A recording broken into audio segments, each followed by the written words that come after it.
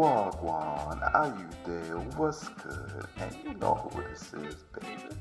The #1 podcast in America, dedicated to all you kings and queens of color, homies and homettes, shotters, woo gals, G-boys, and charges.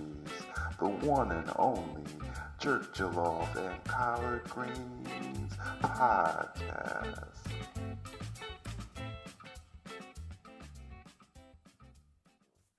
All right, yo. So I want to start today's episode with this question real quick for y'all. And since we're talking about woke and tokenism and tokens and wokenness, in how many instances in your life today, your 30 plus years of living, you've encountered that you were the only one in the room? Like whether that's a professional experience or in your social circles, how many instances have you had like that where you were the only brother in the room? Well, I mean, I've had quite a few. I think I think with the professional track that I'm going in, it's not, there's not a high prevalence of African Americans in this specific space. So, or even in I guess in levels of leadership, I should even be more specific. So as I kind of advance in my career space, yeah, that's just basically how it's going to be. And I've always kind of like, I'm just prepared. I'm just mentally prepared that that's how it is. And I mean, I'm not pulled any, like, I don't have like any kind of mental inflection about how I feel about it too, because it's crazy because I actually haven't really given it too much thought. It's just, it's always been like, oh, that's just how it is. Oh, well, I'm just going to do and be the best version of myself. And at least I'm hoping I get, not to kind of get too deep into it, but go ahead, let her rip. No, but I just think that it's just interesting. But I guess the only part is for me is I just hope that it doesn't get weighed against me. That's the only thing. Like I hope it's not like an actual ceiling thing that I need to be cognizant of.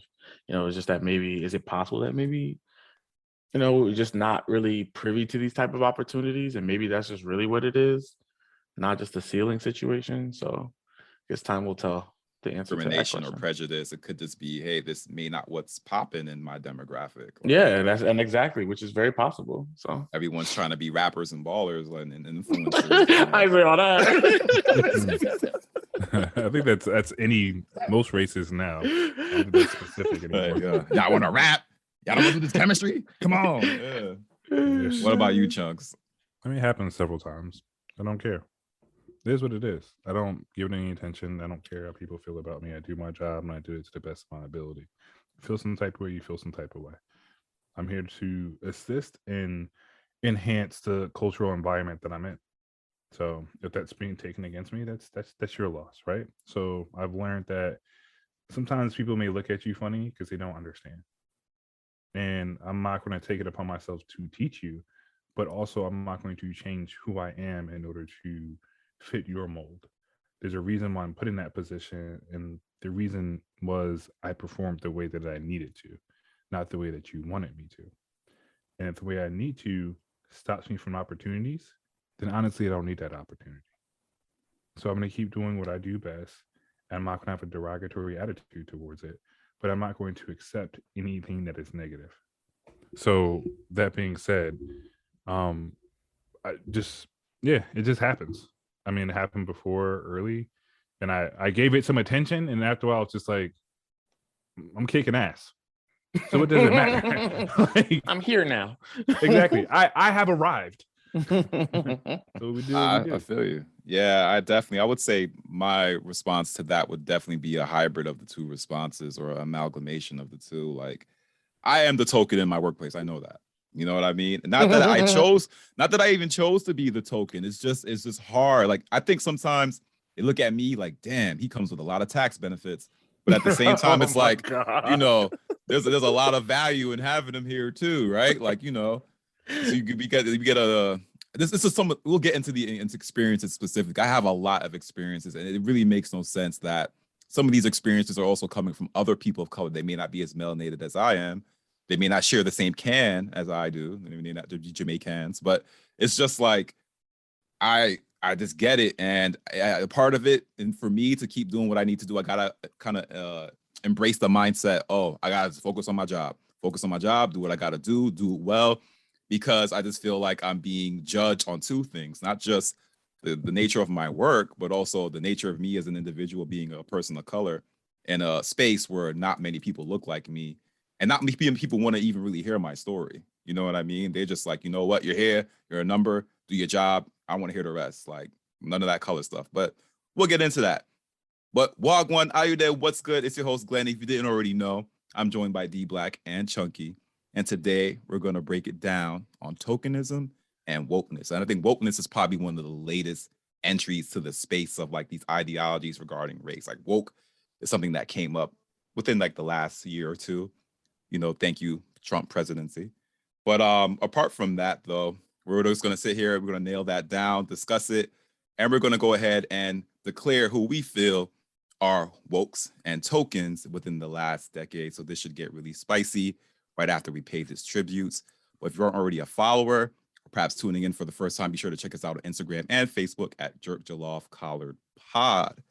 And before we get into the discussion, this episode's Rep Yours is dedicated to the creative genius of Mr. Justin Bernard Kendrick Clayton. And when I say genius, I mean this man practically does it all and superbly well, from doodling, graphic art, embroidery, sublimation, and vinyl printing. You can check out his work and follow him at Instagram at Bears Opus. That's BEARSOPUS. And here's a little behind the scenes for you all. If you've been following the page, you would have seen our anniversary post that'll dropped last Monday. And if you already know the rules, drop a comment to be chosen as a winner to get some of our exclusive giveaway merch. And that artwork on the merch was actually done by Bears Opus. So, you know, we got to plug him in for that because he did a really great job. And he will also post, if you haven't already seen the picture, we'll be sure to drop another one as well so you can see the actual merch. So we'll be announcing the winner shortly, but definitely give Kendrick a heads up, show him some JJC love at Bears Opus on Instagram. I got to shout out D on that one too, bro. You was looking hella succulent on that post, fam. Good job, man. Thank you. If you didn't check it out now while it's still available. I'm not sure if the giveaway will be done by now, but drop a comment. We're picking the best 3 comments to the post to get the t-shirt. And shout out to you, Justin. That was some great work you did over there. But without further ado, let's chop and let's get into the first question. How would you define tokenism? We're talking about tokenism. We're going to talk about woke. But first, we got to understand, what are your understandings of it? I know there was like a preliminary question before the discussion even started by Chunky. But is there more than one type of tokenism? But what is tokenism to you? And go ahead, Chunk, to start us off on that.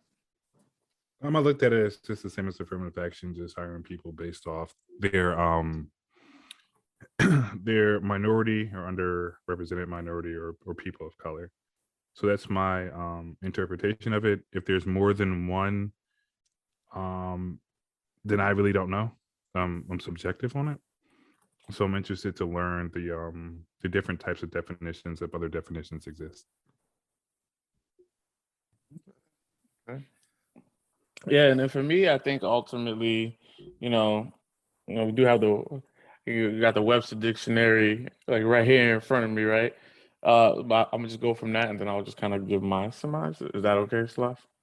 Perfectly fine, brother. All right. So the practice of making only a perfunctory or symbolic effort to do a particular thing, especially by recruiting a small number of people from underrepresented groups in order to give the appearance of sexual or racial equality within the workforce.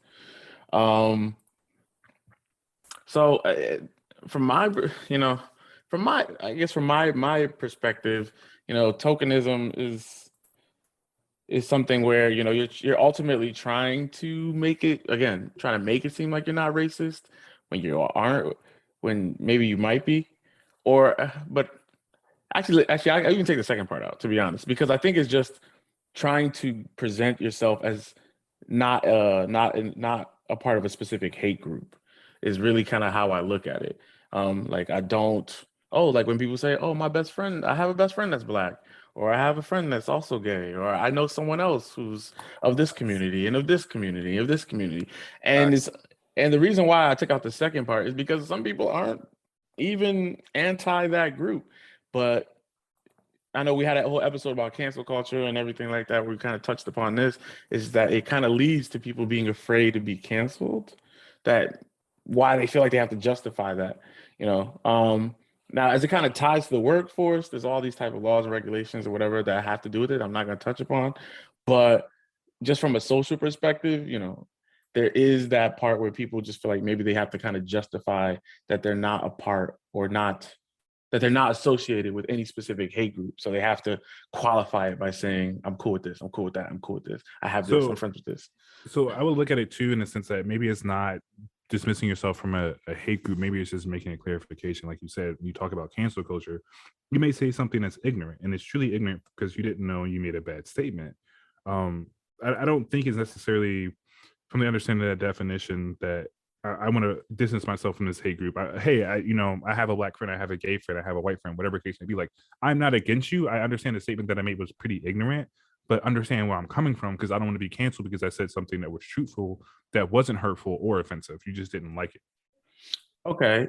If you don't mind me kind of countering this question. Go ahead. That's all right, what the discussion is for. All right, because I think so there's two parts there. One, to Chunky's point, yes, there's validity to that maybe it's someone just trying to clear the air. But from the receiver's perspective, and again, in the society we live in, if someone follows up a statement with, yeah, but I got a black friend, yeah, but I got a white friend, the first thing you think about is you're trying to protect yourself from being identified as being racist or against a specific group. You may not be. Your statement may just be ignorant, and ignorant is not a negative word. It just means lacking of knowledge, you know. So it just means you don't know. I know we're probably going to get into it, but like I had an example of this one person I used to work with very, very long time. I might have told the story a long time ago too, where she's never seen an African American before in her entire life. She was like 80 something years old. We're working in this and I don't, you know, whatever. We're working in this in this laboratory setting in this and she's was only localized to people who are from that same region. She's never traveled. She's barely even left her town. So of course, and there's no minorities in that community. And she asked me a question, and she literally was like, had to say, but you know, I like you, D Black, because even though you're black, I still like you that you're black. I'm like, you don't need to say that, you know, because I have enough wherewithal in myself to not take offense by that. But in society, people will take offense. Like, she must be racist. She must be trying to protect herself. She must be trying to, you know, hide that she's racist. And she really doesn't know. You know, ignorance does get punished in our society, you know, very, very quickly. The crazy part is that for someone to not have any experiences with Black people, she still was able to make a connection with your skin color and the fact that her association with you may come with some consequences or does actually have some weight.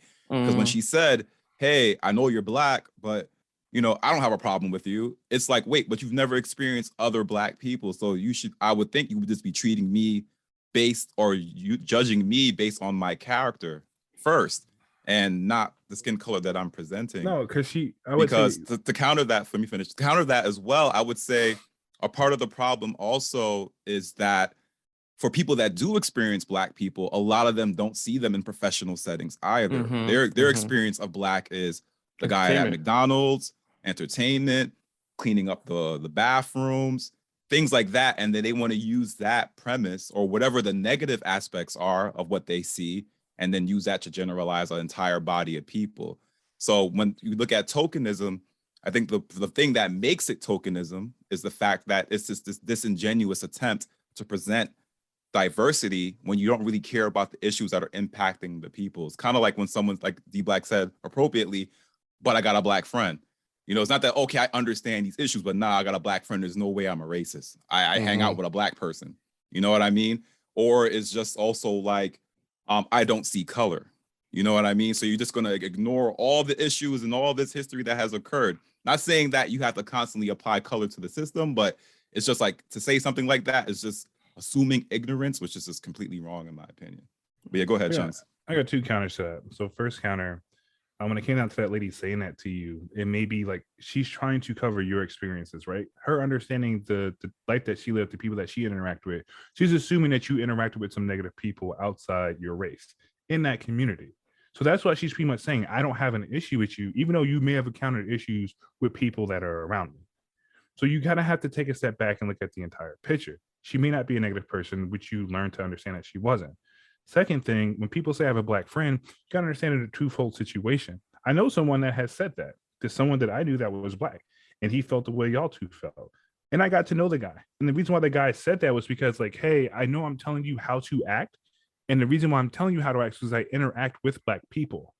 So I'm not just telling you to assimilate to white society or to assimilate to us or what we do. I'm telling you because I'm trying to give you a heads up in order to change the way you look at things, in order to change the way you're reacting. There are a lot of people that can't handle a strong black man just being who they are and being professional. So I would also say, working at McDonald's is a profession. Sweeping the floor is a profession. It may not be the greatest profession, but it is something.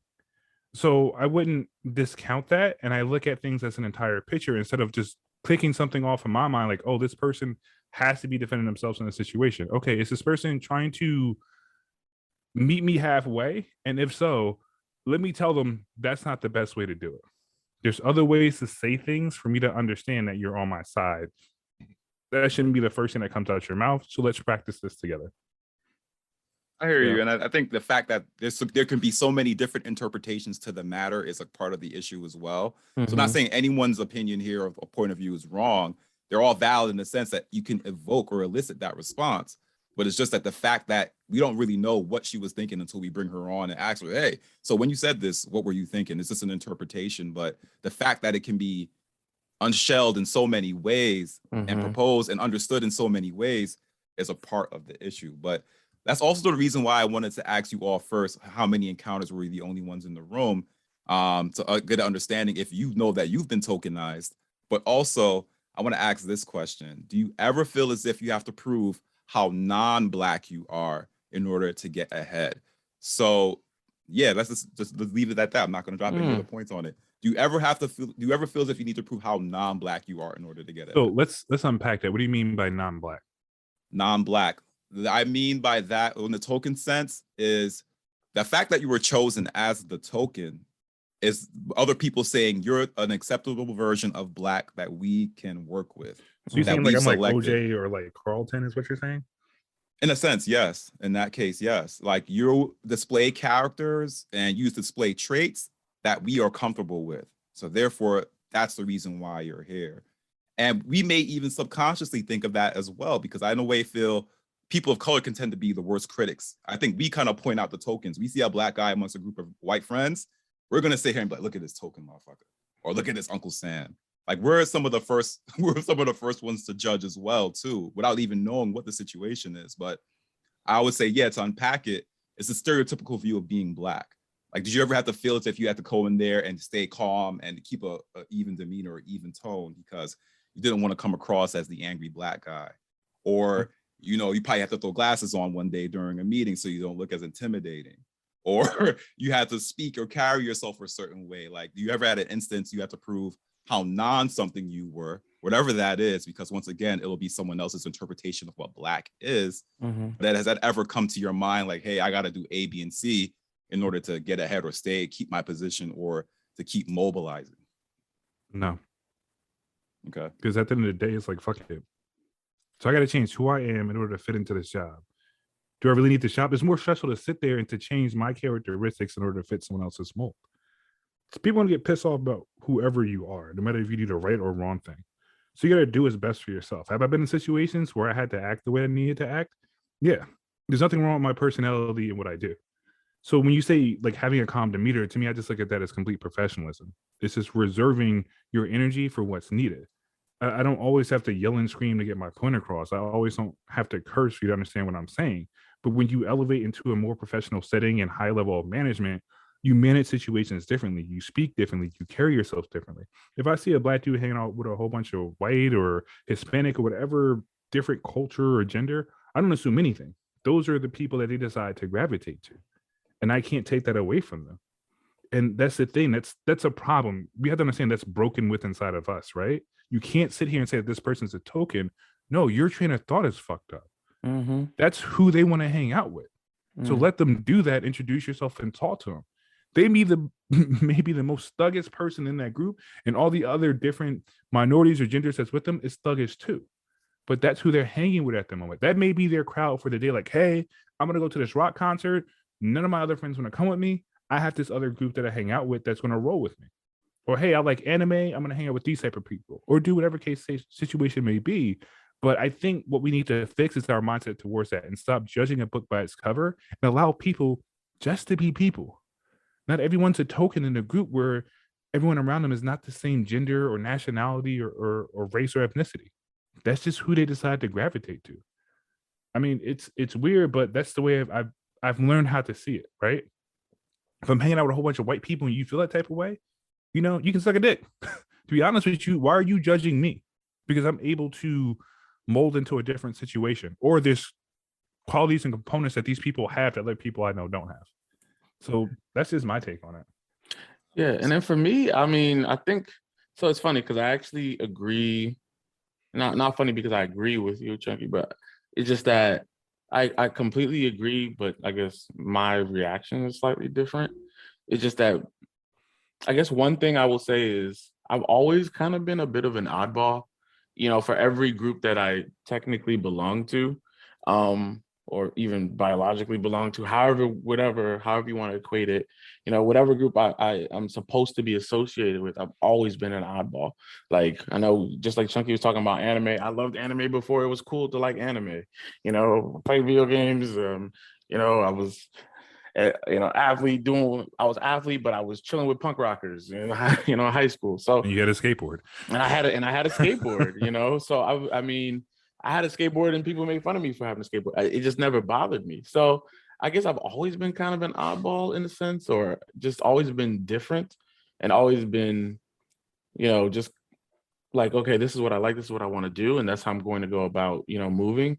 So it's interesting, you know, and so this is the reason why I say it's funny from your perspective, Chunky, because, you know, I guess I tend to give people the benefit of doubt. I'm a benefit of the doubt person because I've been through these experiences in life where people, again, don't know.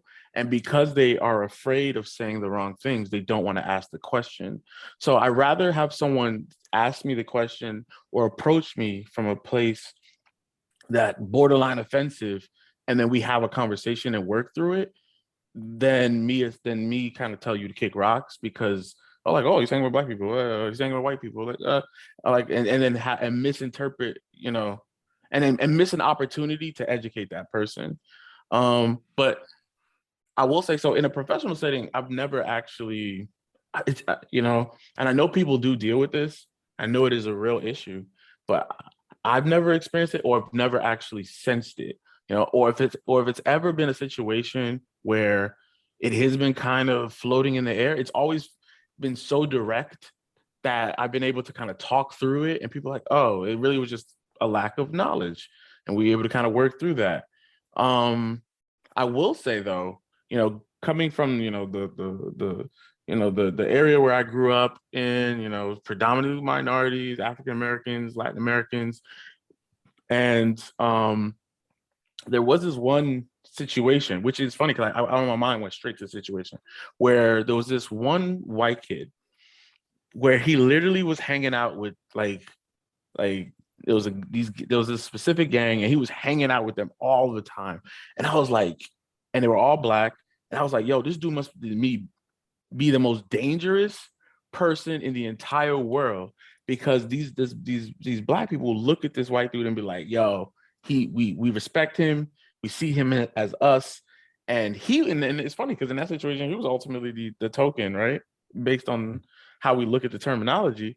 But I was from the perspective outside, like, yo, what the hell? Like, why is this guy? Why they messing with him? He must be wild. He must be crazy. And it was funny because when I ended up talking to him later on, he was the most chill guy, down to earth, you know, like felt like one of the homies, it got so far, like after like getting to know him, we got so far beyond the whole racial kind of perspective of looking at each other. I was like, oh, he's just another person that's really chill, you know?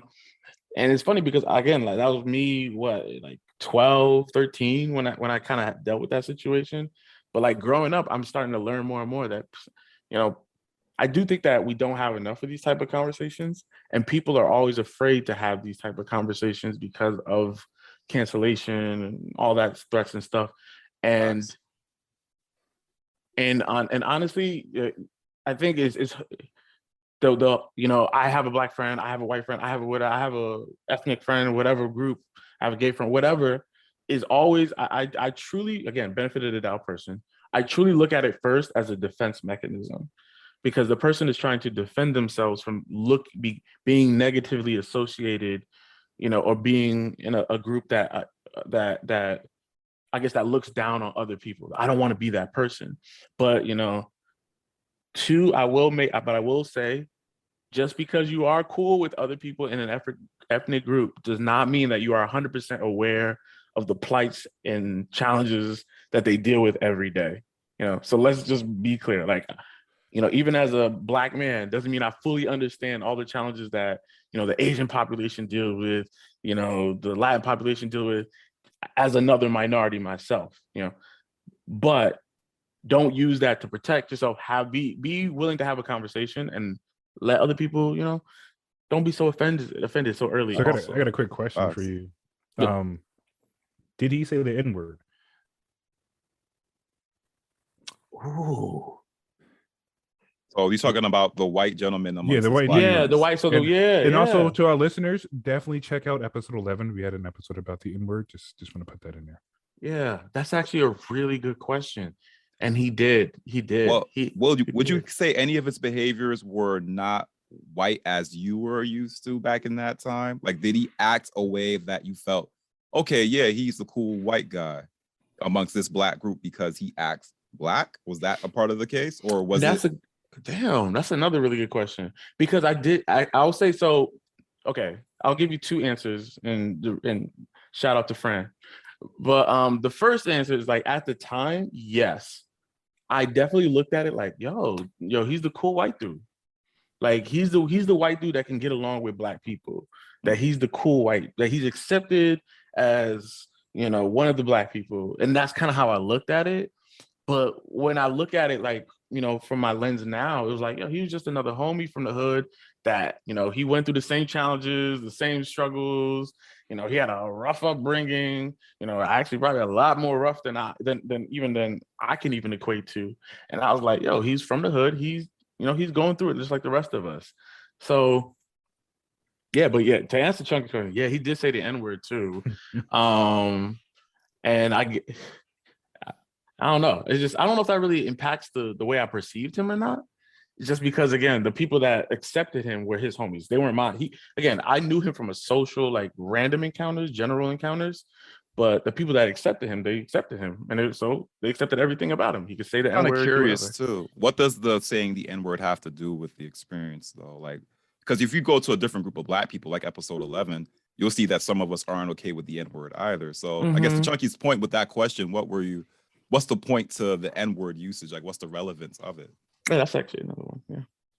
Yeah, see me? Yeah. Chunky. So you made the statement just because you hang out with a certain group, you don't understand all of what they go through, right? So understanding, like, the N-word is something, I'll put this in quotes, sacred to the African-American community, where we talked about in episode 11, like, no other race should be saying that besides us, and even we shouldn't be saying that. So you just said in a couple of minutes ago, which is that he probably had it rougher than you. So he earned his stripes through what he went through, and he can identify with the group of people that he was running with. So does that allow him to assimilate to that type of culture in society and be able to say that? That is actually, so there's actually a distinction there, because when I realized that, okay, he belongs to this group of people and he fits within this group of people, it wasn't like, oh, he fits within this black group of people. So that means, so that's actually, yeah, so you actually touched upon a really good distinction there, because that doesn't mean that he should be able to say the N-word from my perspective. That just means that he's one of the homies that if he was to go from hood to hood to hood, that I feel like he would still blend in from as somebody from the hood, you know, that's somebody who's had a rough upbringing, but not to the point where, because I don't think Black people we don't own poverty and struggle. That's not us. Exactly. That's exactly what I was thinking. I knew it. You know, that's funny. Exactly. I like know there is no brains. idiosyncratic Black experience. Like struggling is not a Black. It just so happens that a lot of Black people are struggling, but it's not a uniquely Black experience to struggle. Like if anyone's struggling, there's a ton of people struggling in Poland. That doesn't make them Black. You know what I mean? So if you got we're just saying, we didn't say that at all. We're not trying to imply that you're saying that. We're just clearing the air, like, hey, you know, there's no. No, but it was a very good question and led to a very good distinction.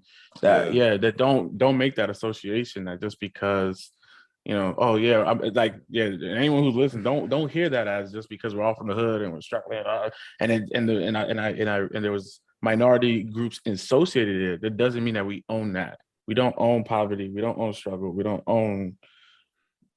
No, we don't. That like. I mean, but like it was said by Fred Hampton, right? When the Black Panthers were coming about, right? And if you ever watched the movie The Black Messiah, it highlights like his thing was just to get along with everyone in his social economic situation. Doesn't matter what your race is. Doesn't matter what your background is. Specifically, where you came from, where you immigrated from. We're all struggling together. Why not help each other out? Why not get to that point where we have a actual utopian society, or better yet, just understand the person next to you? That's about it. Yeah, that would be so simple if that were the case, right? That would be dope. I'm not saying that is the case. So dope. Like, that's my optimism, right?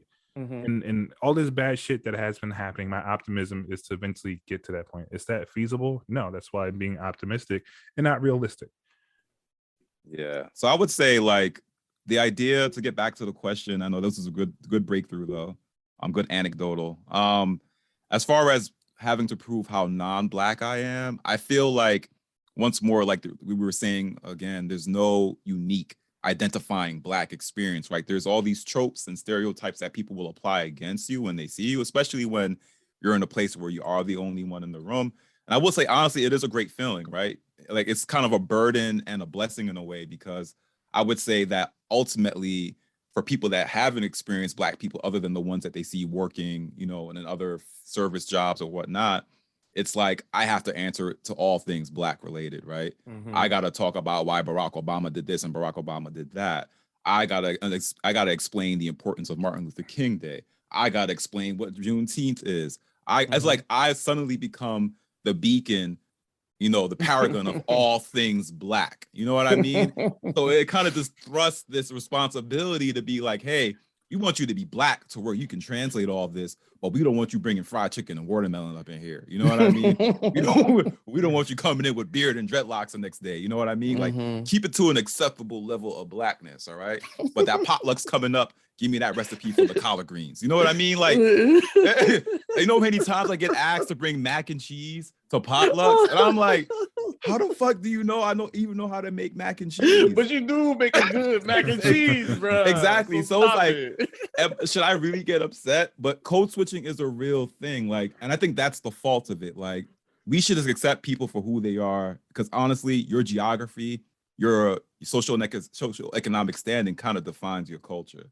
And it's really what culture that raises you. So we just in this era of generalization, no deep, like you had a voila moment. Go ahead. No. I didn't want to cut you off. It's just that you just brought me up. You brought one not really small tangent. Let's take a quick second. Yeah. I just think it's really funny. It is kind of comical when somebody asks you something. If you know something, oh, do you know about basketball? And do you know about, you know, like they asked you, like, for example, like to bring the mac and cheese, you like watermelon, right? You like chicken. And it's like you want to be offended, but you know you like watermelon. Like that. You know, I actually hate watermelon to be first of all. But if they ask you about chicken, you know you like chicken. It's like it. But have you ever done that? Have you ever done that with any other race? You don't have to. No. I'm just asking you. Like, you never encountered a different ethnicity that they're known for something and ask them to make that dish to have an authentic dish.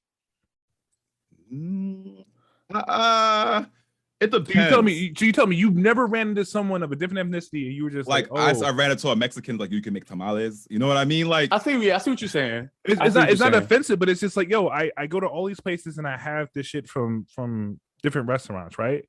But everyone on this podcast know there's no one that makes it better than the people themselves, and also the people that can cook in that community, the older ones, right? So people that have been doing it for a while, like, yo, I want some authentic tamales, or I want some authentic, what did you make for you? Was it puff, right? I know you, yeah. So it's just like, oh, I've heard about this.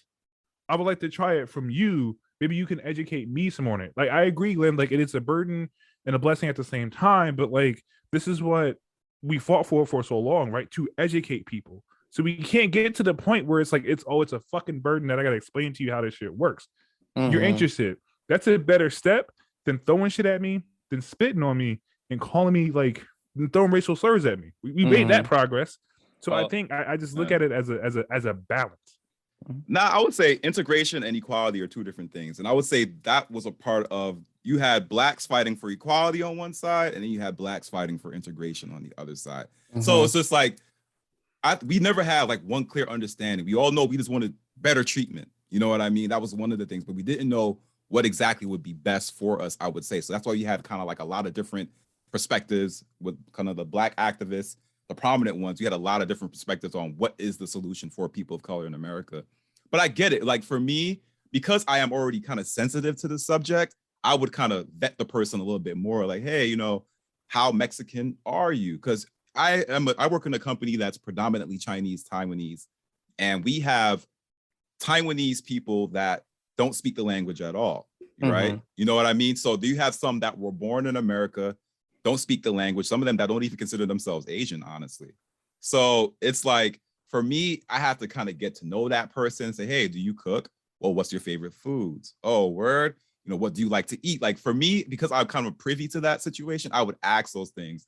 In my situations or my encounters, it was more like, hey, Glenn, do you have cable? You know what I mean? Oh, Glenn, where can I buy an ounce? You know what I mean? And like, mind you, that's an L. I'm dead serious. That second one was definitely an L. Straight up experiences I'm going through. And it's just like, how do you, I'm kind of fucked up about it, because it's like, well, fuck, I do partake, but how do you know?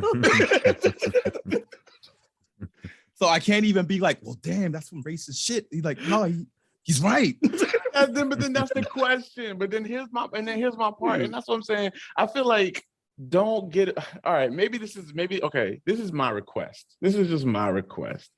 If we want people to ultimately grow and give people the opportunity to get more knowledge about different ethnic groups, how about we just don't get offended by the very first thing they say? Give them at least a pass. No, I'm not saying giving them a pass. I'm not saying giving them a pass. I'm just saying, like, if they ask you, Selassie, oh, where the mac and cheese at? You know what I mean? You can follow that up with a little bit more, like, what do you mean? Why are you asking me if I make mac and chease? You know what I mean? And then they're like, yeah, I make say it's because you're black. Like, don't they make mac and cheese? Like, Jimmy, don't they make mac and cheese? What the fuck? I mean, like, not to the point where they're not afraid, because I don't know.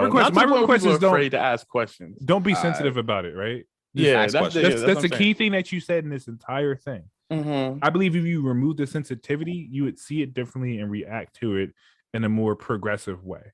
Instead of like, oh, why the fuck you asking me this? Because I'm blah, blah, blah. I was like, oh, okay, cool. Thanks for asking me.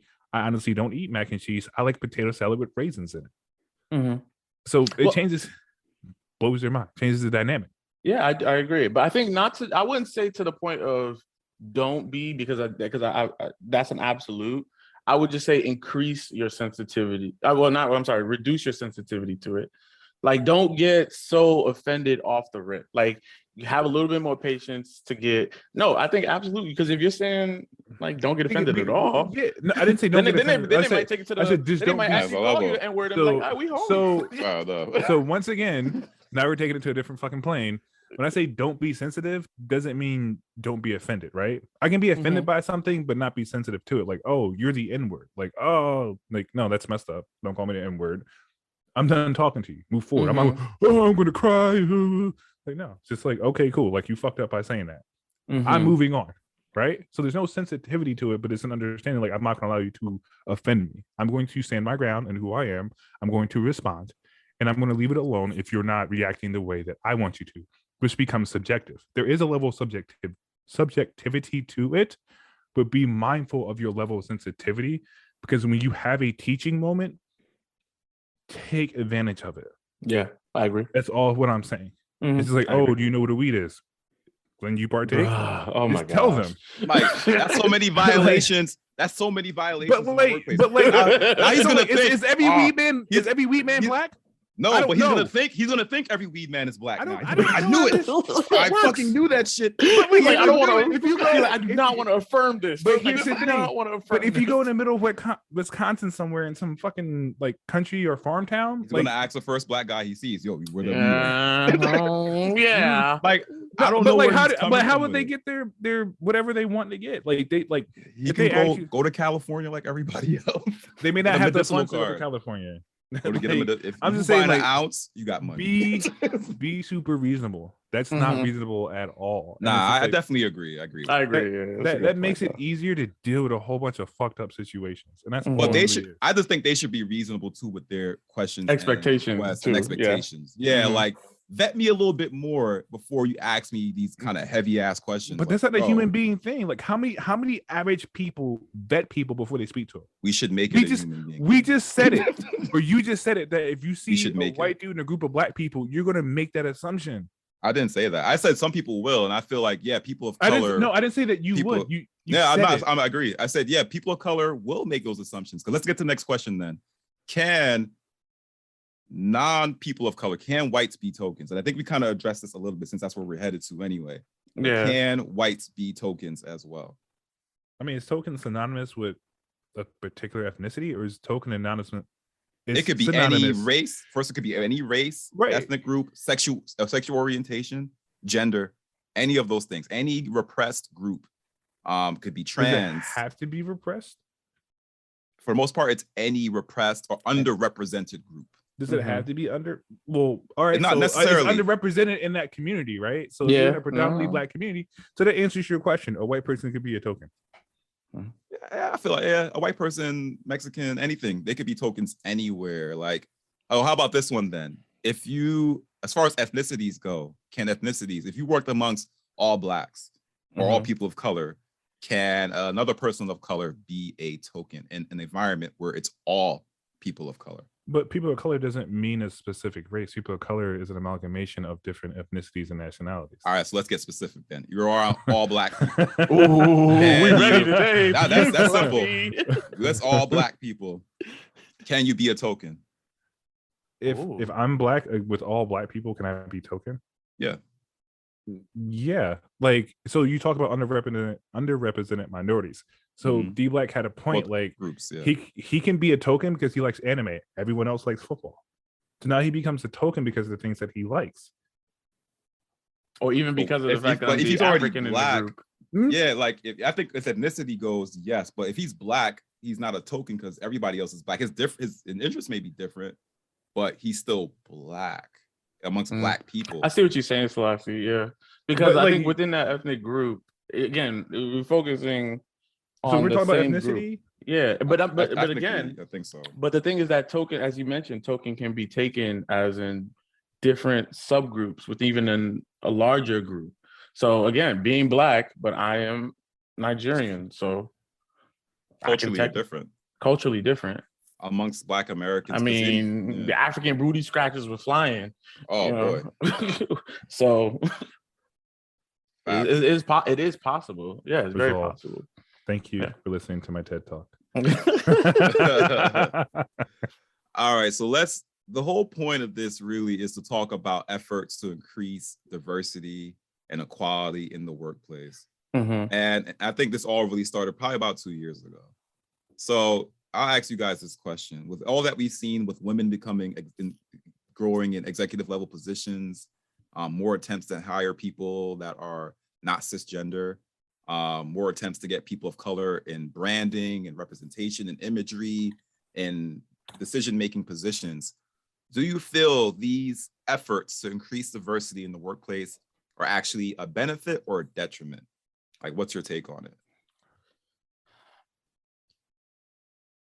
It's a tough one. I think that it is a benefit because it does, in a sense, you know, I feel like when people are closed-minded, you know, you're not going to be open your mind to other things until you have to, you know, like, hey, this works, so I'm just keep doing what works.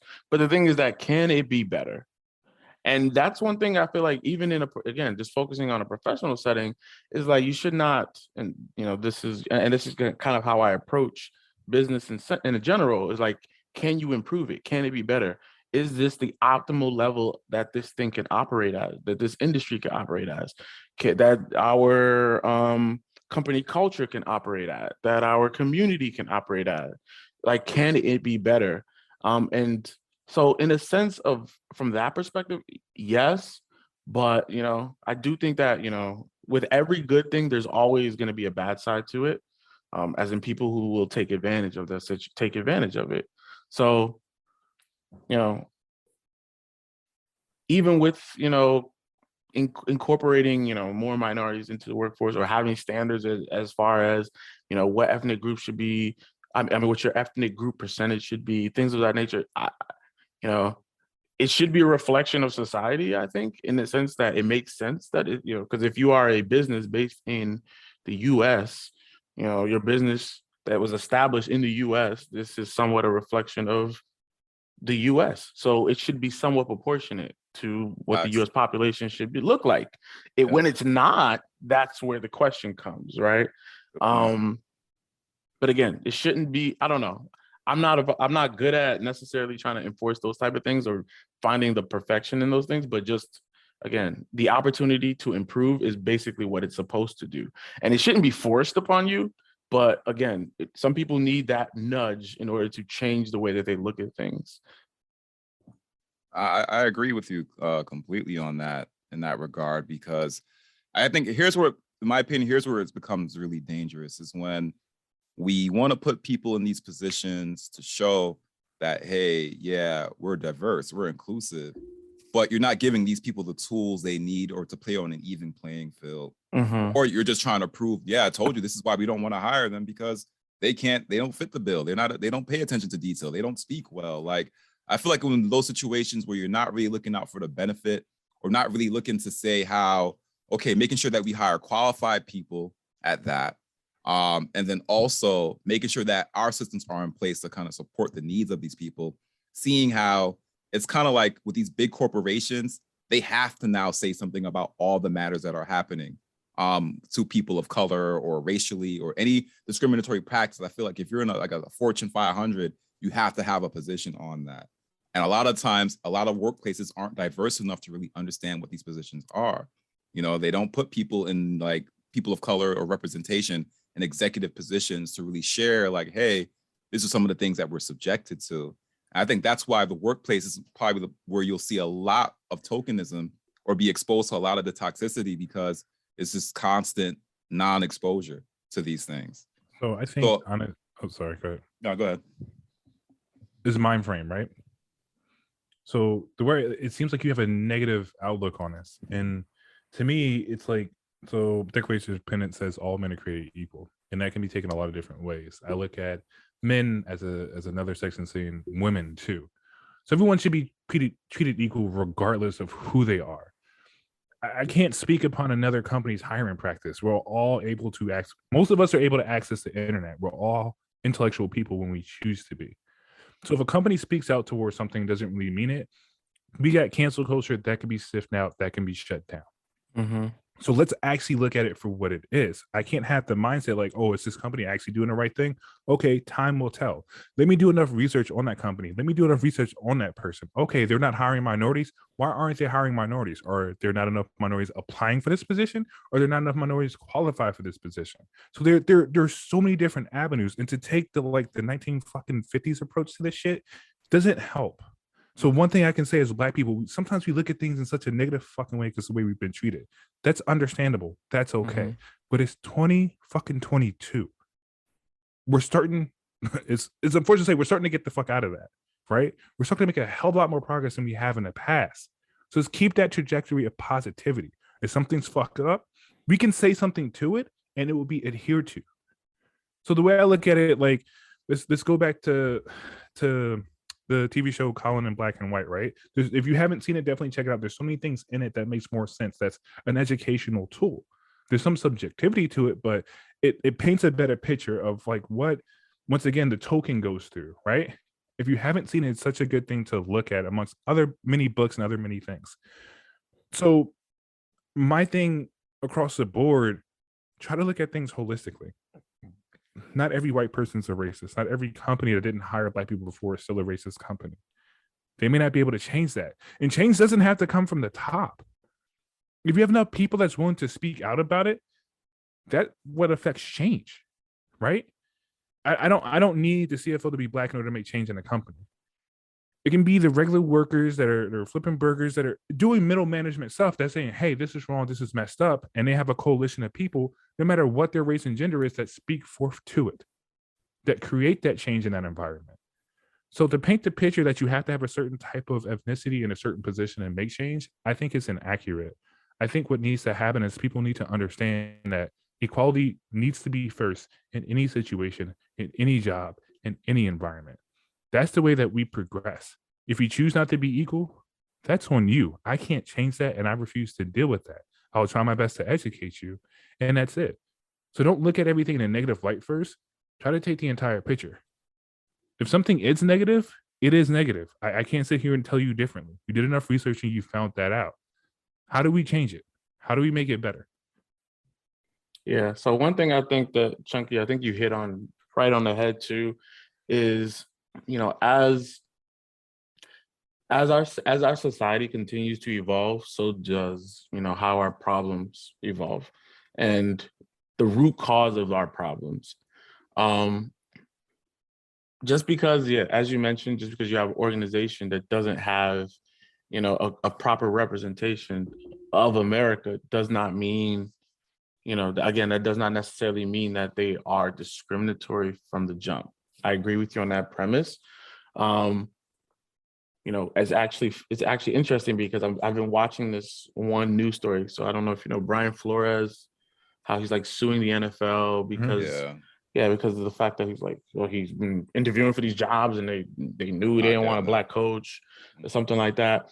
But then, you know, then they have a system where they have to interview at least one minority coach for every position. But then they're like just half-assing it, where they're like, maybe they'll just bring him in, and he might be the one. We got that one interview. You know, and I mean, but the thing is that but I will say change doesn't happen overnight, and it does take. I will say it doesn't happen overnight, but it does take all levels in order to truly make that change.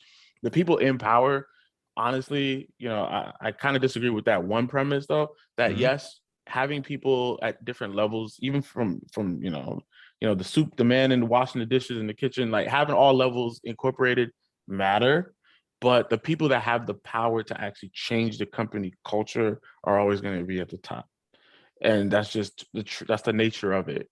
I disagree. Representation. I disagree, because you just brought up the Brian Flores case. Change doesn't happen overnight. He wasn't at the top, was he? But he was able to shed light on the situation. That's more likely going to eventually change. There's some negative. We're saying eventually change, but I mean there hasn't been any change though.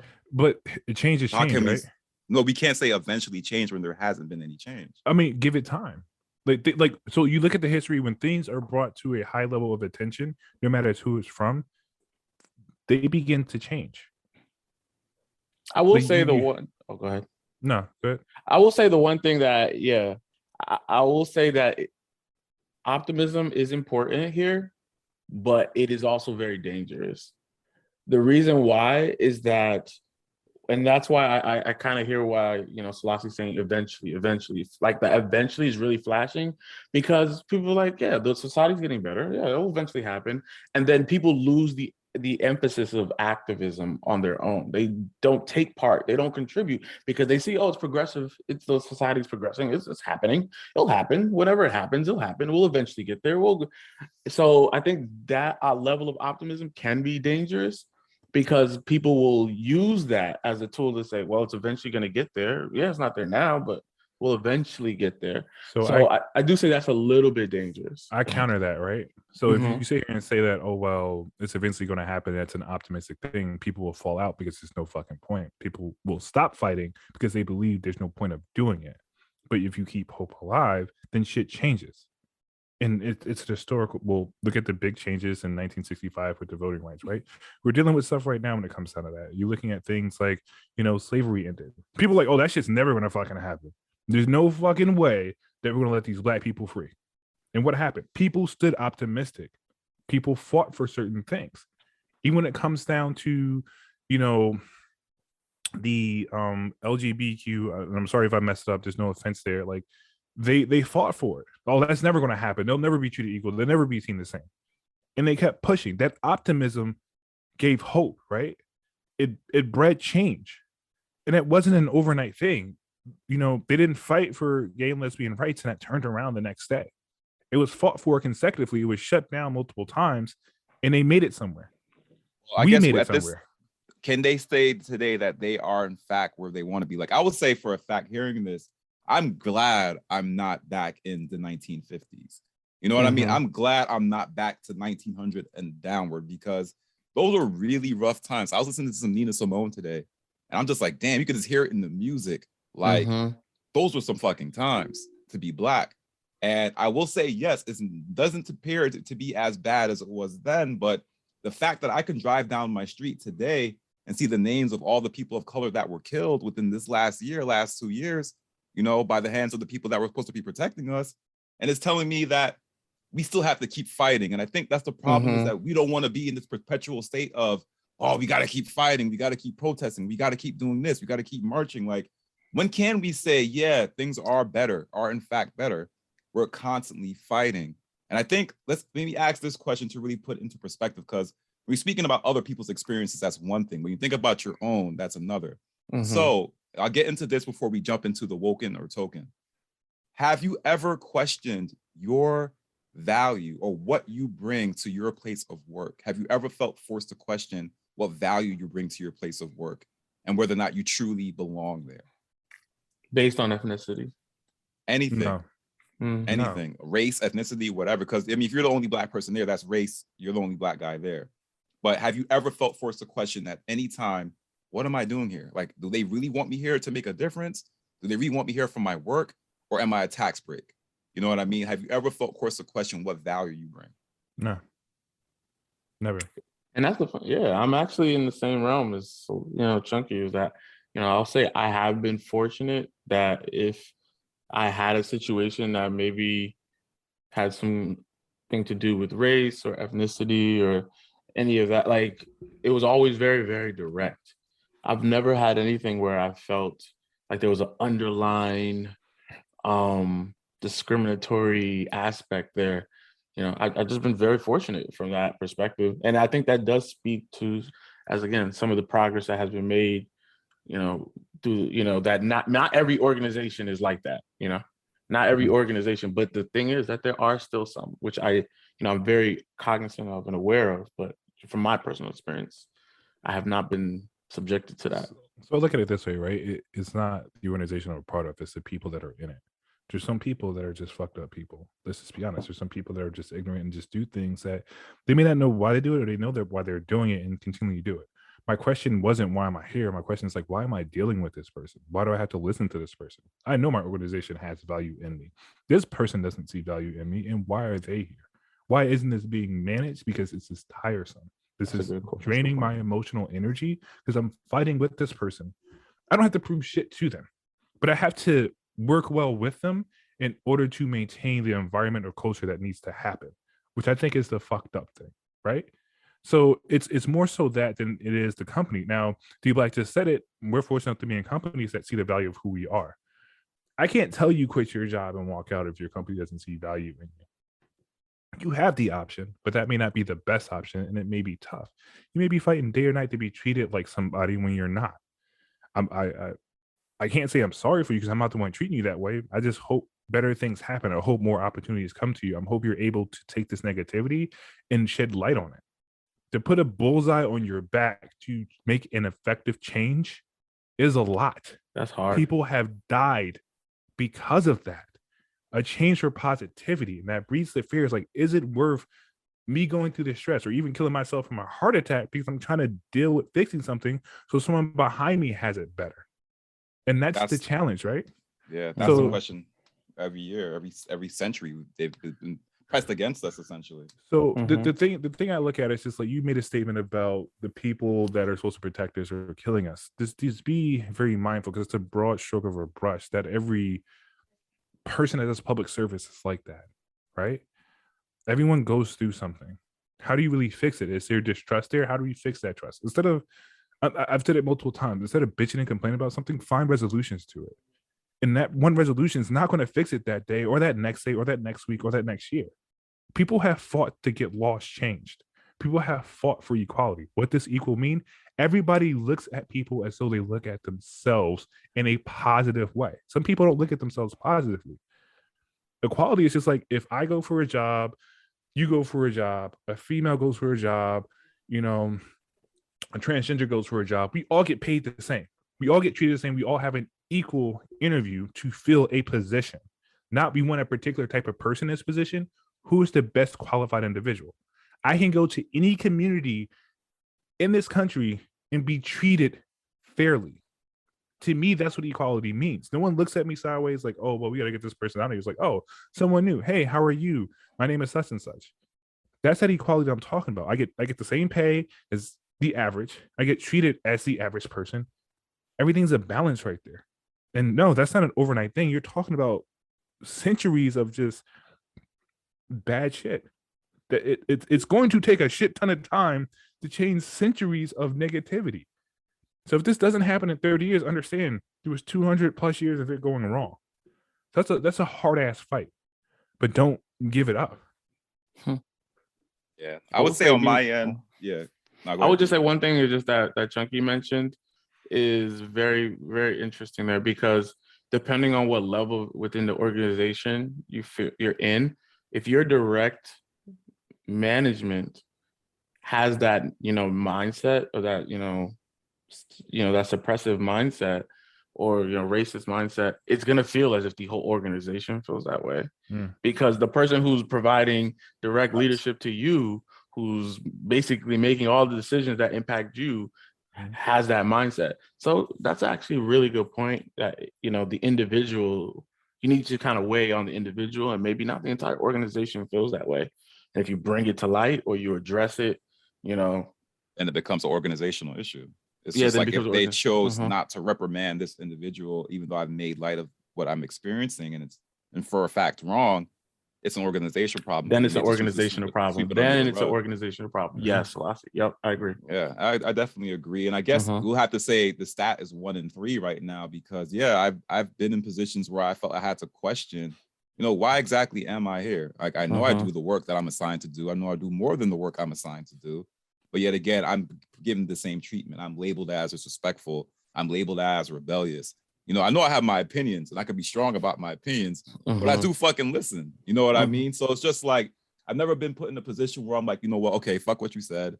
I know you're my superior, but fuck what you said. This is what I think. You know what I mean? So it's just like, I've been kind of through the circle where it's just like, all right, what am I exactly here for? You know what I mean? It's just like, and I feel like that's the problem. If you ever have to question exactly what it is that you're there for, it's just like, yeah, like, is this and I'm getting that, especially from up top. It's just like, why is this happening to me? Like, I have to question, why is it happening to me specifically?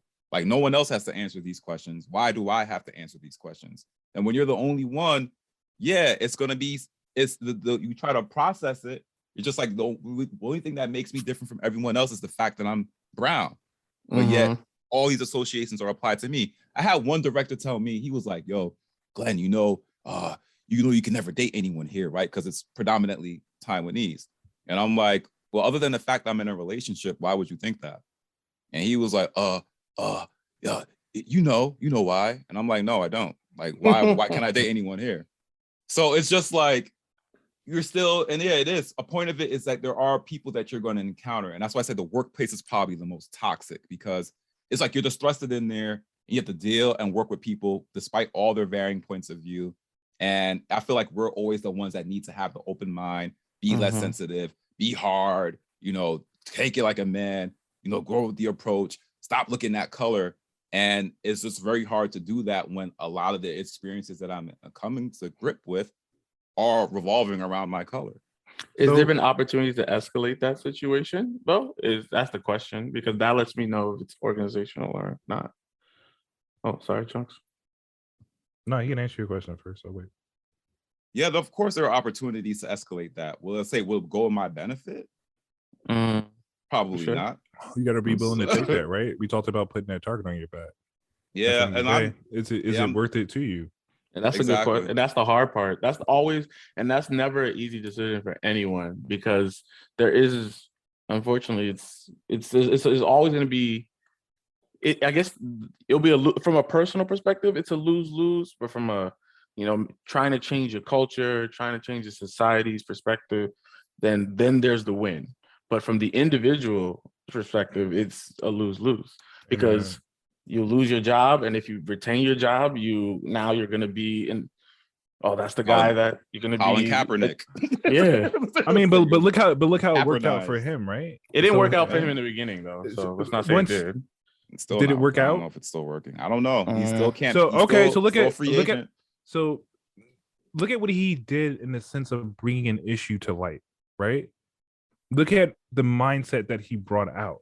You're talking about a fucking job. I'm not talking about a fucking job. What I'm talking about is the mobilization of people to realize something and make a change.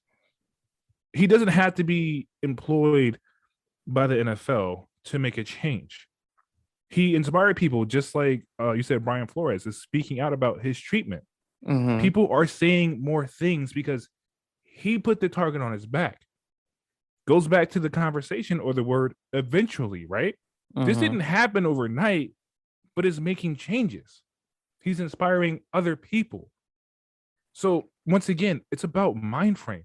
I can't tell you what's right for you, and I'm not going to tell you what you should do. You have to make your best decisions. But what you can't do is look at a negative situation and just sit in it saying this is the only option I got. It takes a hell of a fucking lot. A lot of courage, a lot of strong will, and a lot of excellent mental health. Those things are not easy. But at the end of the day, as human beings, we all have choices. Yeah, but then and again, I fully 1,000% agree with you. But using Colin Kaepernick, just going back to him as a reference point, and not to do a full dive into everything that's happened with him. But if the question is, again, back to original, did it work out for him? We don't know him. I can't speak for him. But if his objective was to ultimately play football, yes, he's changed the mind frame. He's brought all these things. He serves as an activist, but he had to sacrifice himself and his professional aspiration. And as individuals that have played football and played it passionately, and I can't speak for you, but I know if I was still at that point in my life where all I wanted was to do was play football, in that situation, I wouldn't consider that it worked out for me. Yes, I changed the world. Yes, I did all this, but the question is, did it work out for me? But did I get what I wanted? But that's he brought attention to a situation. But that doesn't mean that it worked out for him. But it worked out for like what he wanted to bring to light. That's you're looking at him, and like you said, we can't speak for him. But I looked at that one situation where he took a knee was to bring attention to police brutality and everything that was going on. Is there not attention to police brutality? Correct. Is there not attention to better treatment of people of color? But that didn't evolve around Colin Kaepernick taking the knee. I mean, that was a combination of events. No, I hear what you're saying, but we can't say that all started after he took a knee. I didn't, but that's not what I'm saying. I'm just saying, I'm saying we were trying to relate it to that, but I'm just giving you the heads up. Hey, there's a lot more that went into it. I know that. You're focusing on some shit that I'm not saying. What I'm saying is that his point of taking a knee was to highlight that. It got highlighted. Did I say specifically he was the person that did it all? No. All right, so let's jump into our woken or token. So I'm just going to drop some names to you guys, and I want you to give me your take. Are their actions an example of them being woke or a token? And I guess we got to structure this. In order to break it down, we got to get your definitions of what woke means, right? I was about to say, yeah. what does woke mean to you? Start off with D. What does woke mean to you? It's probably one of the latest ideologies or adjectives to ever come out recently within like probably the last 2 or 3 years. What does woke mean to you? I am so bad with this. I'm gonna just say that first because you know what? Just because I'm gonna go for it. Just because it's the whole premise of woke, I do feel like it's a little bit, exaggerated. Like there were people that were truly woke back in the day, and we're not on that level. But anyway, woke basically means from my, you have a higher understanding of complex issues or even simplistic issues that maybe the rest of society don't get. You know what I mean? That you're on that level of comprehension when it comes to, and again, not like on a book level, but just like you have like the philosophical knowledge of a specific topic that other people don't grasp. So that's what I think woke means, but I just don't think people are on that level. So this list is about to get butchered, bro. Doug, do you have any points of view on that? Any definitions of woke you want to share? It's just the understanding of negative interactions that have happened between certain underrepresented minorities, whether that be sympathy or empathy, but full consciousness of things that have to change in the matter of treating people with fairness and equality. So understanding that things are not going the way that it's portrayed in a sense that it's positive when it's actually a bad situation. Yeah, and I feel, yeah, I feel like I agree. I'm on part with both of you guys. Like to D's point, like I feel like it's one of those terms that are being used loosely, right?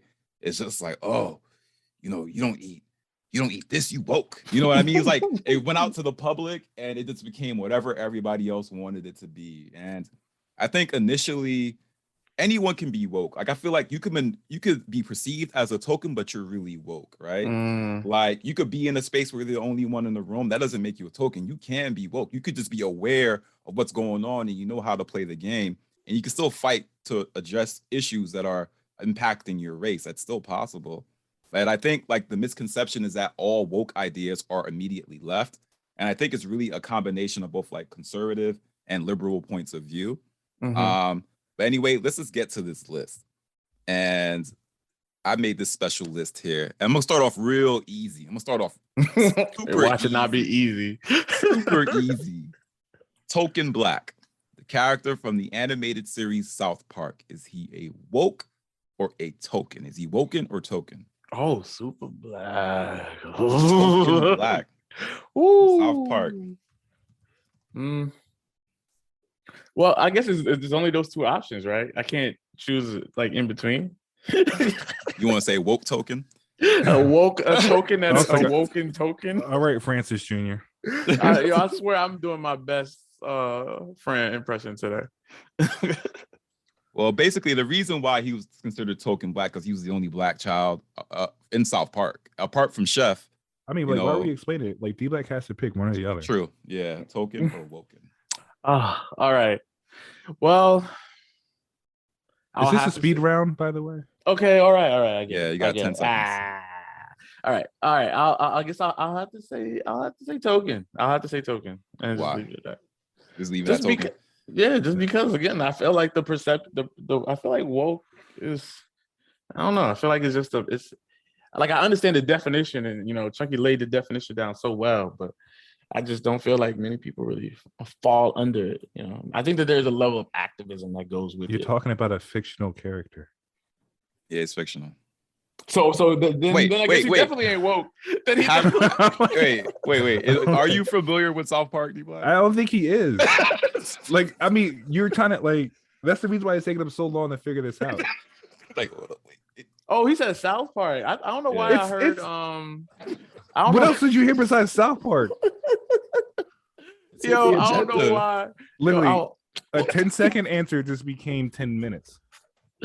Oh, what was that show we used to watch with Riley and We're talking about the Boondocks. Yeah, I don't know why. No one named Token on the Boondocks. But you know who I thought of when he said that? I thought of Uncle Ruckus. His name is Uncle Ruckus, not. I don't know. My mind went a completely different direction. I was like, you know Uncle what? Ruckus? That's a good one. I didn't even think about it. Uncle Ruckus, woke or token? I was like, yeah, I feel like he's a token. I feel like Ruck is just token. He's not woke. We're just gonna add people in this right now. Yeah, sure. Yeah, no, that's a good one. I didn't think of it. Like I was like, I'm looking for animated series. That one is actually a really good one. The Boondock series itself, especially when the creators are black Yeah. in the Boondocks. South Park is white creators, but you know. So Chunky, Uncle Ruckus, Woken or Token? Or the original question. You can answer Token Black too, but that Uncle Ruckus is a lot better. Thank you, D-Block. Token. Token? Well, I'm gonna change that. I would change it to Woken. He's a woke. All right, why is that? Because when he had reverse vitiligo, he quit all his jobs, and then he woke up at noon, which was AM. So he's pretty woke to the fact of how black people get down. Ooh, Yo, I gotta agree. I would go with Woken too. That's good. I would say he showed the issues that exist in our, like, even though it's satirical, he still pinpoints issues that exist within our own community when it comes to us looking at us. And I think that's where some of the bigger issues are. So you take a look at it, and maybe this is the woke token mindset, but it's just like, I can see how he could be used as a vehicle to address some of the issues that exist within our communities that we don't often want to talk about. You know what I mean? How we could sometimes be our own worst enemies or worst adversaries. So I'll say he's a little woke on that regard. All right, next one. Eminem, renowned rapper. This is my description, who happens to be white. Woken or token? Like by happenstance, like he picked his color. Like white rappers just ain't a thing, right? What happened to Vanilla Ice? This is Dave, thank you. And Marky Mark. Or Dave. Kelly. Hi, I'm Dave. Little Dicky. Little Dicky. Well, I mean, black people buy their albums. I'm just missing the point where he's selected to be white. I'm just there are no other white rappers. Well, he took a knee at the halftime show. I mean, that's true. He did. You know why, right? I mean, they told him not to, and he was like, I mean, isn't he 50 at this point? 49? He's like, as a grown ass man, I do what I want. I'm a grown ass man. I mean, look at his background too. So I would venture out to say he understands the African American community or people of color community, right? And it goes back to the conversation where D-Black was talking about that one white dude hanging around all the other black guys. There is some understanding of how he grew up and what he can identify with and assimilate to. So is he woke, or is he actually a part of the struggle and understanding what needs to be done? I don't know. I hear what you're saying, but my thing is is a part of why he's so great because he's white, or is it just unfathomable that a white man could rap to this caliber? You know what I mean? I think because he's a good rapper. Yeah, he's an awesome rapper, but Rapper. it's like the great white hype, right? Is it of the fact that I'm leaning towards token? No, I'm not. I'm not going to say rapping is a skill attributed to black people only. No, anybody that puts in the time, studies the art, can rap. Was it pioneered by black people? Yes, but anybody that puts in the times could be good at anything. That's a fact. But I do feel like a part of his appeal was for the fact that he was white. If you were black, it would just be another dope rapper. You know what I mean? Amongst the ranks of dope rappers, but the fact that he's white stands out, add something to it, and adds more appeal. I mean, I just think he's a dope rapper. Period. I don't think when he first came on the scene, I think it was oh, this is an anomaly, right? How long is he going to last? But he showed his longevity. So to me, I see his color, but don't attribute that his long-standing hype. He's had some shitty albums, but his long-standing hype is to his talent. Pure talent, not even his race. He's a talented and artistic rapper.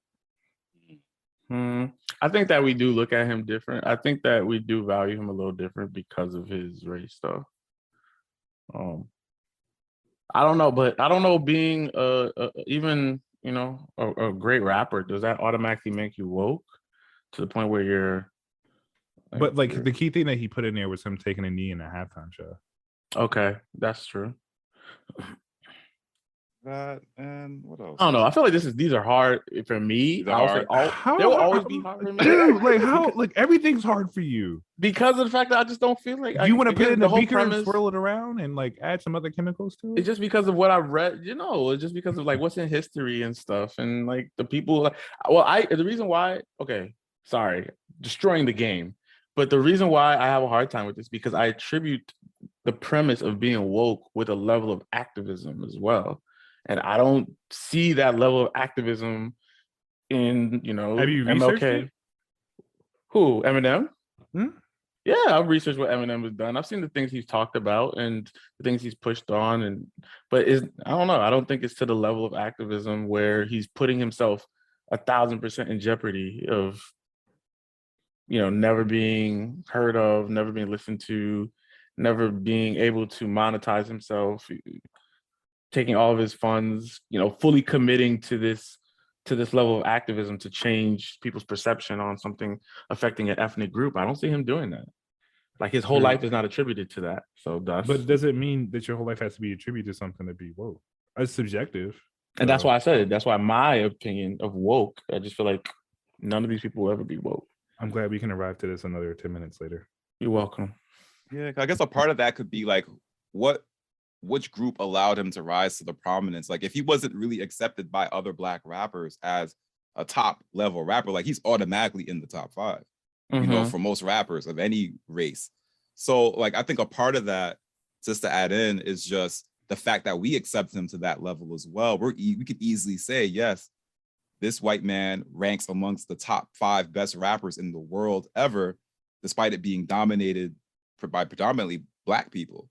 And I think that's essentially what adds a level to him. Like we may subconsciously thrust the responsibilities or make him involuntarily hope that he's aware of all these issues that are happening because we keep him to that level. But at the end of the day, he has no obligation. He's a rapper at the end of the day. True. He just raps. I mean, you feel like just downplayed rapping right now. I say take away the way that he looks, and if you were to purely listen to his music, never seen his face before, never knew his identity, there's no doubt in my mind I would equate him to one of the best rappers. Period. Just listening to him. I don't even have to see the man to understand that he is lyrically gifted. So not every person is woke in a sense, like he's not really token. We just named a couple of rappers that were white. I mean, have they stayed the time like Eminem did? No, not really, but he's not really that much of an anomaly. Marky Mark, he was supposedly beating up Black people, Mark Wahlberg, when he was Marky Mark. Like, no, they found out like back in the day, he was beating up Black people, like targeting Black people and beating them up. I'm not sure how true that was, but it was like, that was like part of the issue as well. But that's also probably could go into appropriation as well too, but who knows? That's another podcast. I know. We want to do a hit or miss real quick, and it's turned into an actual all right, I'll probably. But I can see I'll reel myself in. What he was saying, like, it woke does come with some sort of level of activism, right? Like, I mean, yeah, okay. Let's go to a little bit easier one then. Wayne Brady. Whose line is it anyway? I think probably all might have seen that show. Token. I'll say he's woke because he's fire. You're a fan of Wayne Brady? You're Bradyite? Yeah, he's fire. Everything about him. Yeah, I mean, he actually said some stuff on Hoop Fighting anyway that only he could say, and he intentionally said it. And he highlighted the thing that we were saying is like you have that Uncle Tom Black man trying to hang out with a whole bunch of white people, but there was shit that he did on that show that was just like, oh, okay, like he repped true to what he is. I would say token on my end, like. And when I say that, that doesn't mean that the person is living up to it. You could be involuntarily declared a token. You're not even aware of it. You know what I mean? And I would say, yeah, token in a sense where they had him on there just so he could highlight those issues, because who else could? If you had a white person speaking to some Black issues, it would be a problem. Like it would not fly. But won't he fall to the category of being an activist then if he dedicated his time to highlight the issues that were going on in the Black community or how Black men are treated? Oh, I guess, did he do that on the show or is he doing that outside? I mean, doing it on a show, just like the jokes that he threw out was a funny way of putting out issues that the Black community was going through.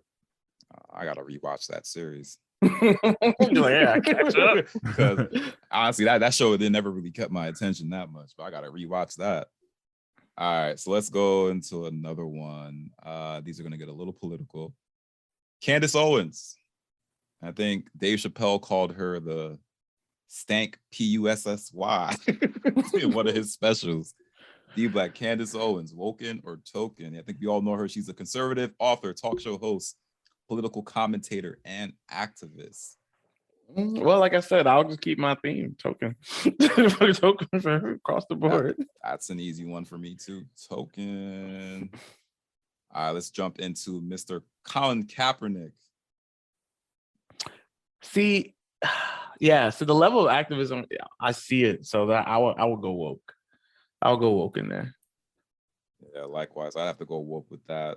Anybody that's willing to do what he does and jeopardize that paycheck deserves a woke in my book. And let's jump into YouTube now. The Hodge twins, conservative-ish, leaning, biracial, and they're probably can't try to get us canceled for this. Biracial social media and YouTube influencers. I personally cannot stand the Hodge twins. I'm sorry. I cannot stand the Hodge twins. Well, I haven't listened to them in a long time. I'll say that. It's been a very long time since I've listened to any of their content. So I'm not sure how it's changed or anything like that. But yeah, I would say they're Token as well, though, because again, the level of activism isn't there. You know, they do it solely for entertainment purposes. Yeah, between the MAGA hats, the kind of Southern accent they try to throw on, But again, I feel like it's ingenuine. It's solely for entertainment. Yeah, man. I agree. They are aware. I agree. I think they're aware they're tokens. And they're like, you know what? We're two big muscular brothers and we're going to let this rock. Nobody else is doing this right now. Let's strike while the iron's hot. It's cool to be Black and conservative and ignorant. Anyways. Oh, gosh. I ain't say all that. I did not comparing. Say all that. I think they're ignorant. I think they're not because they're conservative, they're ignorant. I just think they're ignorant. I think they're ignorant. I just can't stand them. Oh gosh. I ain't playing no Heisman's around you, bro. Think what you say about us. Let's see. Jesse Lee Peters, and I'll do one more bonus and then we'll get to the conclusion. Jesse Lee Peters, Woken or Token? Honestly, I'm not really familiar with who that is.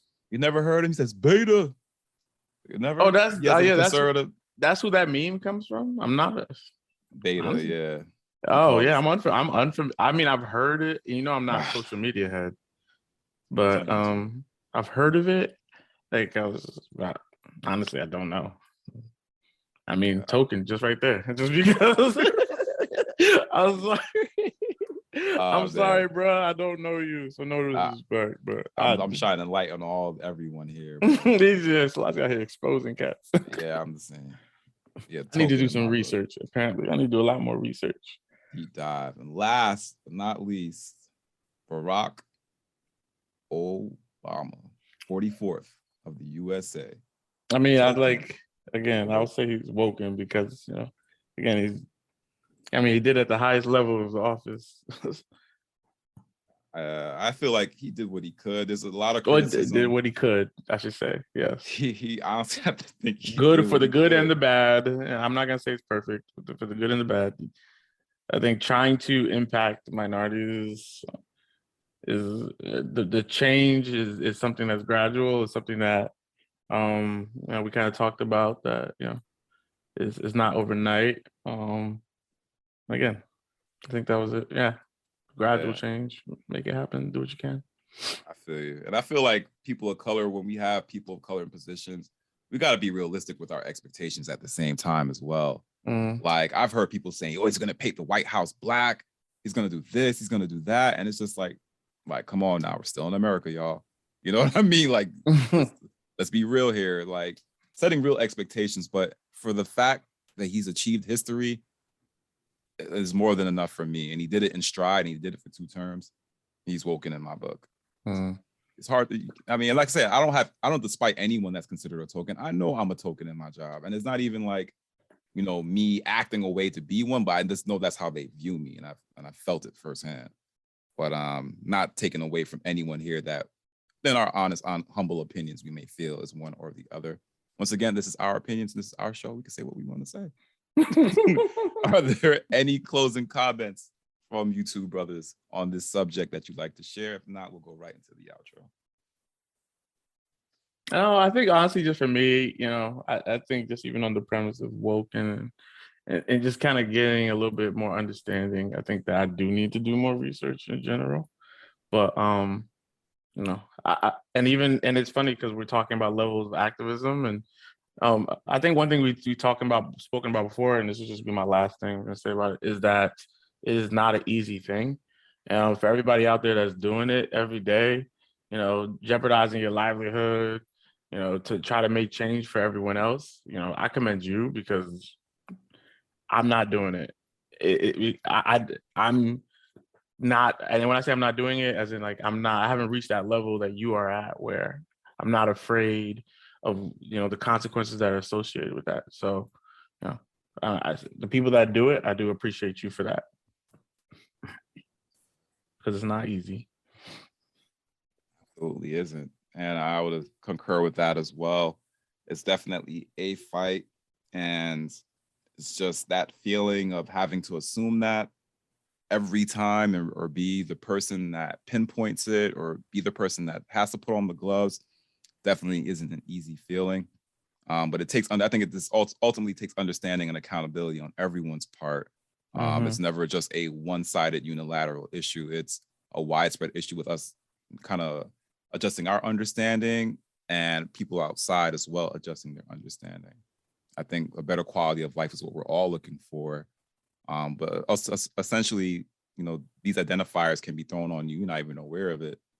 But I think it's our responsibility, though, to stay aware of the issues that are happening, especially within our communities. So we can at least be in a position to explain it, understand it, you know, metabolize it, and make our own decisions and not kind of fall into that echo chamber of views and opinions, especially now where all it takes is a tagline or a headline to make a story. So, Chunks, anything else?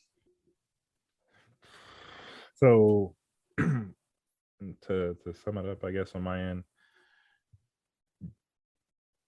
talked about being understanding of others and others being understanding of you. And the mindset goes both ways. And understanding that when someone says something and you're locked into a certain mindset, you kind of miss the point of what they're saying to you, even though they're on your side. And that's pretty tough because of the experiences that we have throughout time and the way we react to certain situations. No, things aren't an overnight thing.